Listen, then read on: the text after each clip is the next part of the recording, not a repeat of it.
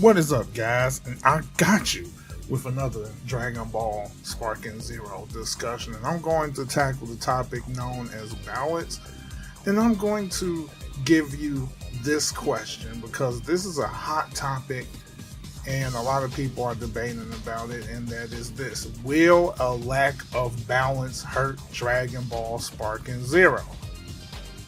It's a hard question to answer due to the diverse hot takes everyone has on what balancing means to them.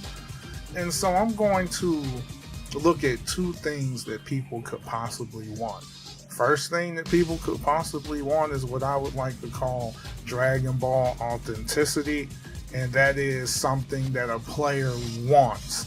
They want a Dragon Ball game that captures the essence of Dragon Ball, and the game is going to give us specific character gimmicks that mirrors the show, which can make the gameplay very unique, but it makes the concept of balance, well, once again, complicated due to the fact that everyone has a different take on what makes a game balanced.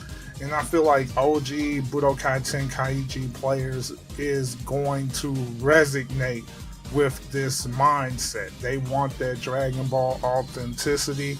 Hardcore Dragon Ball fans would probably want Dragon Ball authenticity. That's like a freaking tongue twister. Now, does that mean you have to be a fan to want Dragon Ball authenticity? No, you don't have to be a fan. It just depends on your preference and what you want, because me and my best friend went back and forth about this all the time, and we wanted a Dragon Ball game that captures the true feel of a Dragon Ball fight from the anime, and Dragon Ball Sparking Zero gives us that in more ways than one.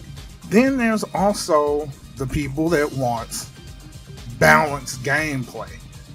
A player wants the experience to be balanced enough to where gameplay features and character gimmicks does not overpower the game. And I mean, I come from a fighting game background. You know, I play a hell of a lot of Tekken. I played a heck of a lot of Street Fighter in the past, and I always talked about how important it is to have a balanced game. And one thing that I also have to keep in mind too is when there is balance, there's still going to be meta, whether the game is balanced or not. And when it comes to Dragon Ball Sparking Zero, yes, there's some interesting meta in that game, but I'm going to talk more about that later. But there's one more thing I want to talk about, which I never brought up, and that is some people probably want that. They want to be like in the middle. They want the Dragon Ball feel, but they also want some of that balance. And when it comes to Sparking Zero, it's weird. It's tough to call. You know, it's hard for me to say Dragon Ball Sparking Zero is balanced or unbalanced simply because I feel that the game is unbalanced and actually balanced at the same time in a weird kind of way. The game is wild in terms of how all over the place it is due to the amount of character-specific gimmicks and very strong character fusions. You have fusion characters that not only strike you fast, but extremely hard to the point where they can take you out in less than a minute if you're not careful.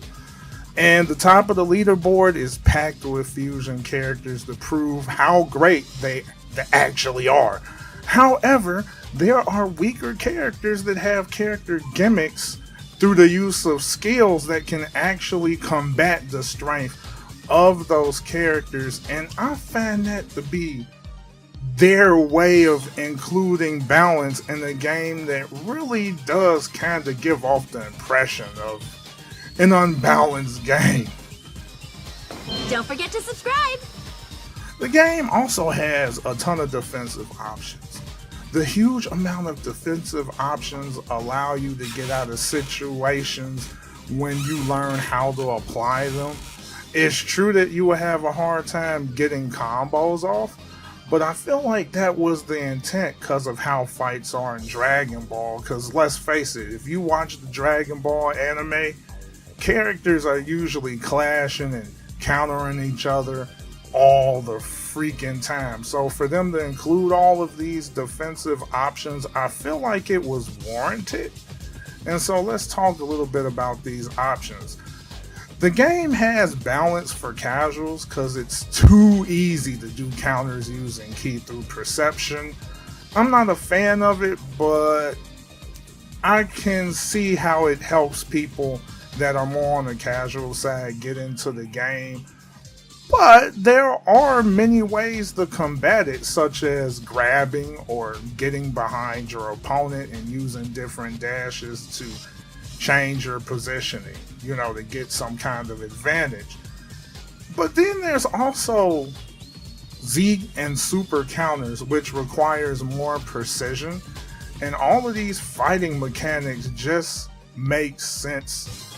Like I said before, the intent of this game was to create Dragon Ball authenticity. So if you're a combo enthusiast, you may not be too fond of all of the defensive options that's available, but after feeling how intense and fast the combat is, you begin to enjoy it. Because honestly, I've played a heck of a lot of Tekken, right? A heck of a lot of fighting games.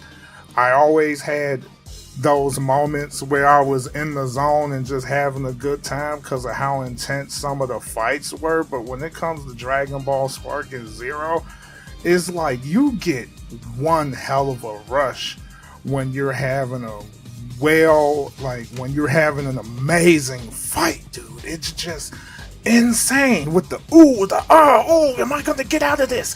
I need to vanish. Do I got enough time? Man, the reactions that I get when I play this freaking game is just amazing, and I didn't get that with any other fighting game that I played. So I mean, that's a thumbs up for me. I know I'm trying to be as unbiased as possible, and trust me, I am being unbiased. I'm just sharing my take.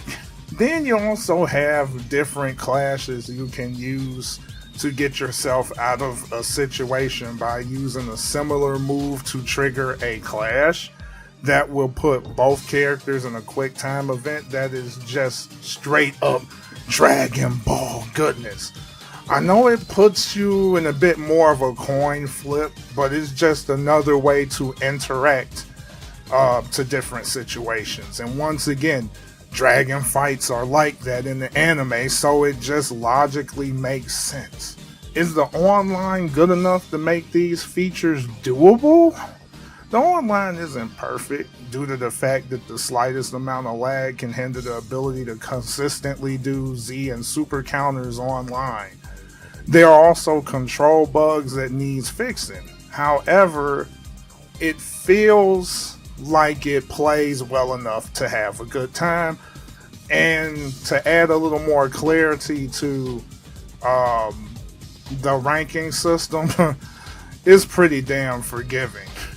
So that should give you a good idea that the devs knew that this game was going to be a bit too wild to punish players heavily for losing in rank, because let me tell you, when you lose 2 or 3 matches in a typical fighting game, your rank plummets extremely fast. In Dragon Ball Sparking Zero, that doesn't happen. It's pretty damn easy to rank up. I mean, you can rank down, but it's pretty difficult to rank down unless you're really having that much of a hard time playing the game. Overall, the game is designed to capture the essence of the Dragon Ball anime in its purest form, which makes this game pretty impressive. What do you think about all this?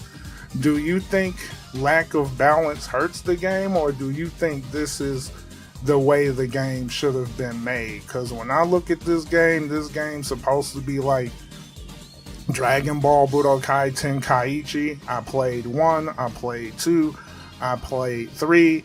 This game not only captures that feel of those games from back in the day, but it also adds even more. And I'm all for it. I really am. I am a stickler when it comes to balance, but just because I feel like I have a good idea on what the intent was for this game, I can't just sit here and say the game is trash because there isn't the kind of balance that I would prefer.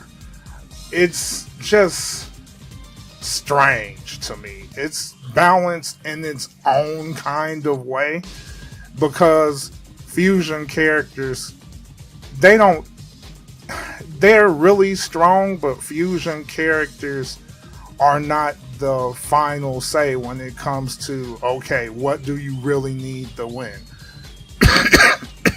There are plenty of options to counter fuse characters, and then if you're really good at the game, especially if you're really good at the more precise counters like the Z counter and the super counter, you're like a league above the rest already. So there is some skill, there's some mind games that can be played when it comes to Dragon Ball Sparking Zero, and I feel like because there's mind games and the game encourages you to immerse yourself in the combat and try to dig deeper into the game to find answers to some things that you're having trouble with. I mean, I give this game a thumbs up based off of that alone. So freaking good job on this game, Spike. Did an amazing job, and just make sure you fix the bug,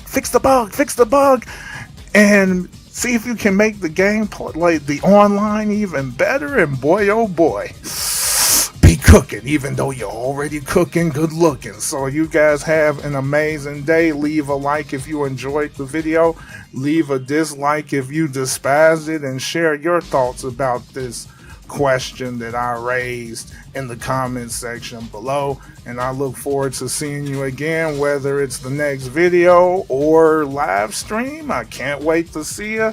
Until next time, I got you. Peace and God bless.